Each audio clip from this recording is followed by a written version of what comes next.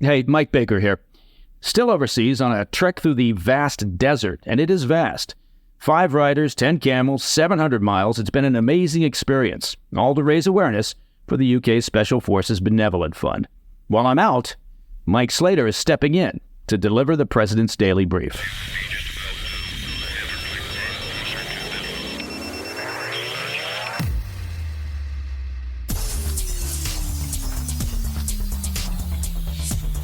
Thanks, Mike. It's Thursday, 16 January 2025. Welcome to the President's Daily Brief. I'm Mike Slater filling in for Mike Baker. Let's get briefed.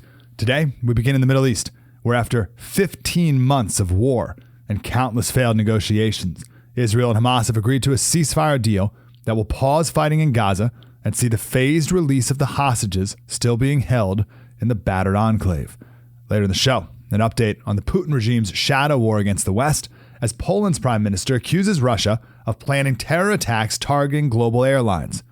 Plus, outgoing President Joe Biden stuns both Republicans and Democrats by lifting Cuba's designation as a state sponsor of terrorism. And in today's Back of the Brief, we'll have an update on the devastating wildfires burning around Los Angeles as powerful winds returned Wednesday, jeopardizing efforts to contain the blazes. But first, today's PDB Spotlight. A diplomatic breakthrough from the Middle East emerged on Wednesday as a ceasefire agreement to end the 15-month war between Israel and Hamas was finally achieved, mediated by Qatar, Egypt, and of course the United States. Qatar's prime minister heralded the accord, describing the hard-won agreement as a pivotal first step towards peace. However, the first phase of the ceasefire must still clear procedural hurdles. According to The Hill, Israel's wartime cabinet will vote on the agreement, followed by Israel's parliamentary body, with appeals to the Supreme Court permitted within 24 hours. If finalized, the ceasefire could start as early as Friday, with the first group of hostages released on Sunday. Prime Minister Benjamin Netanyahu's office expressed optimism, signaling that although there are still some outstanding details in the framework, they're resolvable. In the initial 6 weeks of the 3-phase agreement, Hamas will release 33 Israeli hostages, prioritizing women, children, the elderly, and the ill. The hostages will be released incrementally, starting with 3 on the first day, followed by weekly releases until all 33 are freed. Israel believes the majority of these hostages are alive. President Joe Biden confirmed that American hostages would be among some of the first released during the initial 6 weeks.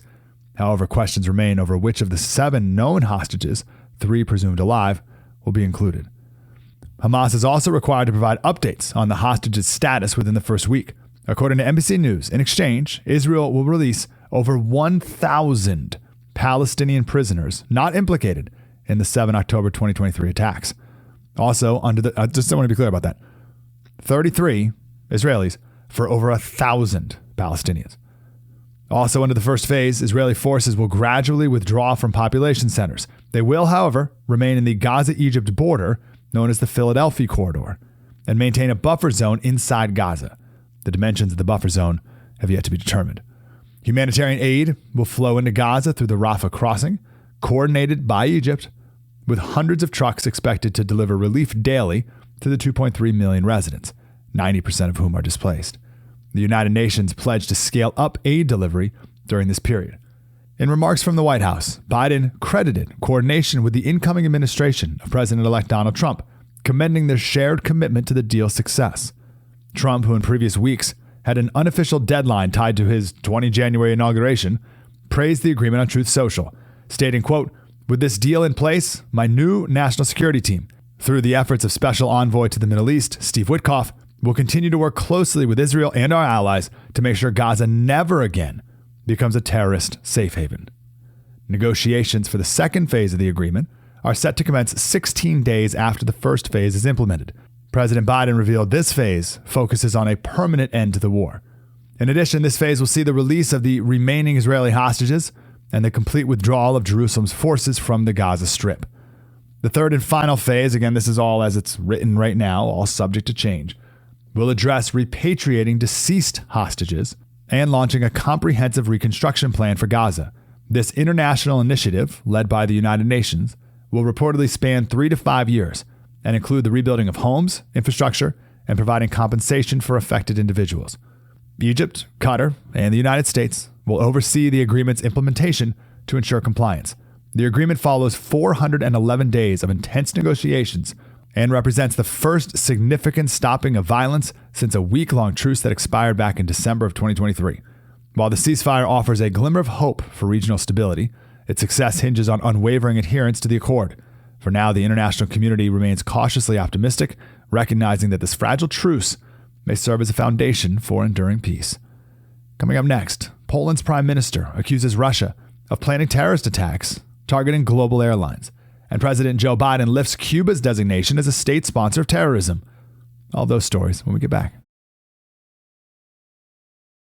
Welcome back to the PDB. Mike Slater filling in for Mike Baker. I want to turn to Eastern Europe, where Poland's leaders sounding the alarm on Russia's intensifying shadow war against Ukraine's Western allies. Polish Prime Minister Donald Tusk accused Russia on Wednesday of planning acts of sabotage across the world, including, quote, acts of airline terror. He leveled the bombshell accusation during a press conference alongside the Ukrainian President Zelensky, saying the Kremlin is covertly working to destabilize European nations and stoke paranoia in order to drive a wedge between Kiev and the West. Tusk said, quote, I will not go into details.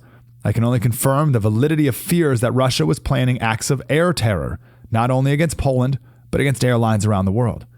While Tusk did not elaborate or point to a specific incident, he was likely in part referencing a plot by Russian agents first reported in early November to plant explosives aboard cargo planes bound for the U.S. and Canada. For some background here, back in July, 2 incendiary devices were shipped from Lithuania using the German logistics company DHL. They later exploded at the DHL logistics hub in Germany and Birmingham, England, kicking off a massive multi-country investigation into the cause. The investigation led to the arrest of 4 suspects in Poland in October, who were accused of being Russian agents and charged with sabotage or terrorist operations on behalf of a foreign intelligence agency. The Wall Street Journal subsequently reported that the events were part of a larger Russian plot authorized by the Kremlin's military intelligence agency, known as the GRU. Western intelligence sources said the July incidents appeared to have been test runs designed to figure out how to get such incendiary devices aboard planes bound for North America. In the test runs, they used electric massagers implanted with a magnesium-based flammable substance. Once the Russians learned how to bypass air cargo screenings, they reportedly planned to expand the operation, with the goal of igniting fires aboard cargo and passenger planes. Moscow, of course, has repeatedly denied any involvement in the DHL hub explosions. That's not a surprise. We do know, however, that the Biden administration sent a warning to the Kremlin last summer urging them to stop the operation during a mass casualty event should one of those packages explode in the air. The incident is just one example of the Putin regime's escalating belligerence as the war against Ukraine continues to grind on. Russia's been waging a campaign of sabotage against allies of Ukraine across Europe since the war began, with the attacks increasing in 2024. Russia's hybrid warfare tactics involve arson attacks, espionage, cyber attacks, targeted assassinations, and the sabotage of critical infrastructure. It aims to spread panic among the European public and sow doubts about supporting Ukraine. Recently, Russia has been accused of sabotaging European transport infrastructure on multiple occasions, jamming GPS signals used by airliners in several Baltic countries. Moscow is also suspected of being behind increased attacks on critical communication infrastructure, such as undersea fiber optic cables. Senior officials in Kiev have warned that Russia may soon escalate its hybrid warfare tactics beyond covert acts of sabotage, and that NATO must do more to deter Moscow's belligerence before it's too late. Shifting gears, outgoing President Joe Biden may be headed for retirement come Monday, but his final days in office are proving to be intensely controversial among both Republicans and Democrats. Biden left supporters and critics in shock on Tuesday as he abruptly lifted Cuba's designation as a state sponsor of terrorism less than a week before he's set to exit the Oval Office.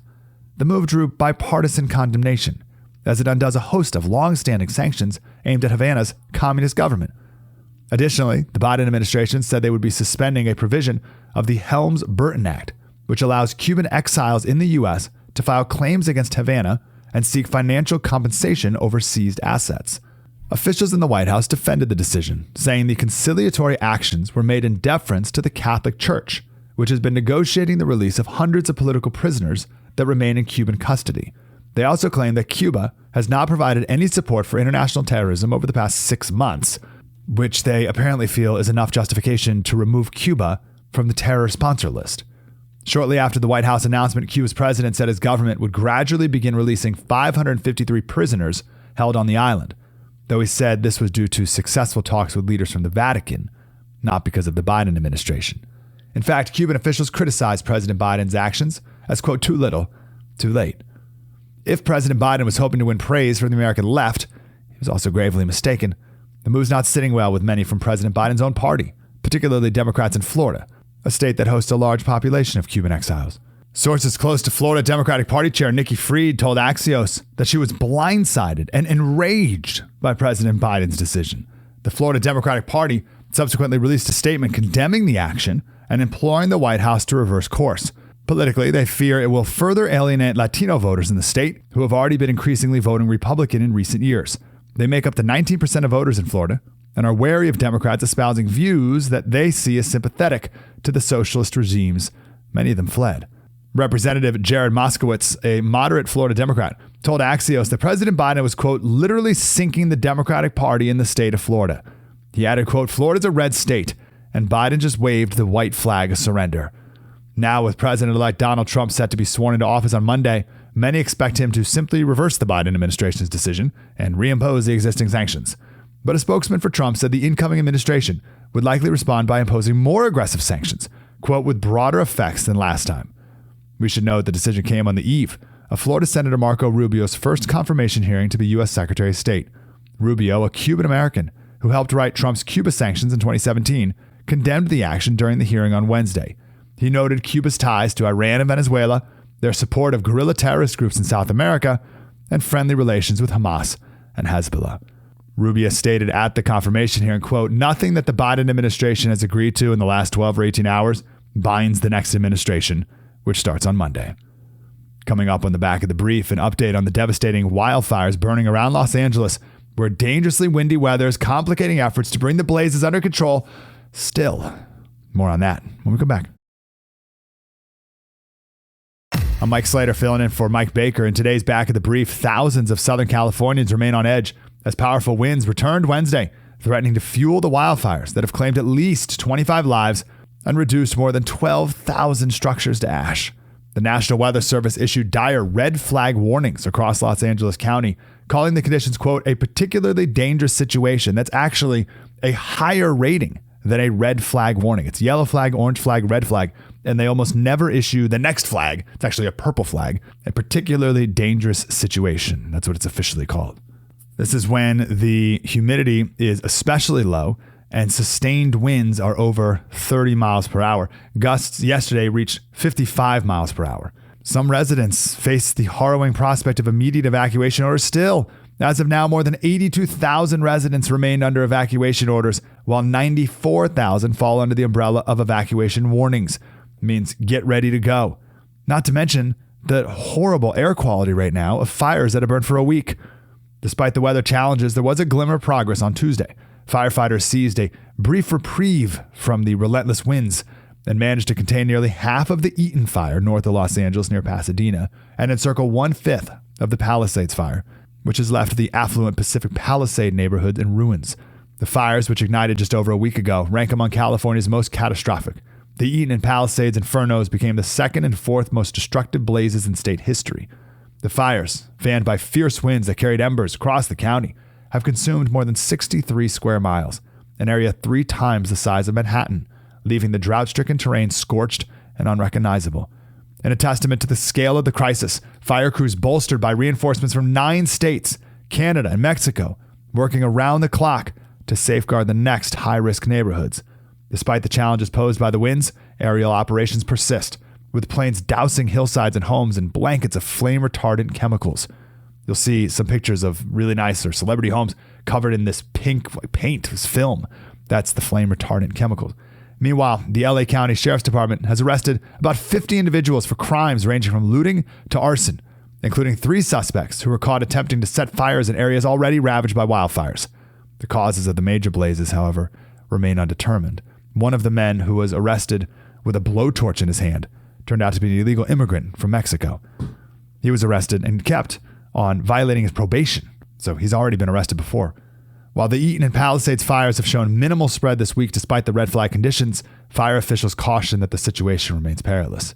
Firefighters and state officials are holding out hope that improved weather conditions forecast for Friday and Saturday could bring a measure of relief. to the region and its residents. That is the President's Daily Brief for Thursday, 16 January. To listen to the show ad-free, you can become a premium member of the President's Daily Brief by visiting pdbpremium.com. I'm Mike Slater from the podcast Politics by Faith and host of the morning show on Sirius XM Patriot. We'll be back later today with the PDB Afternoon Bulletin. Until then, stay safe and spread the word.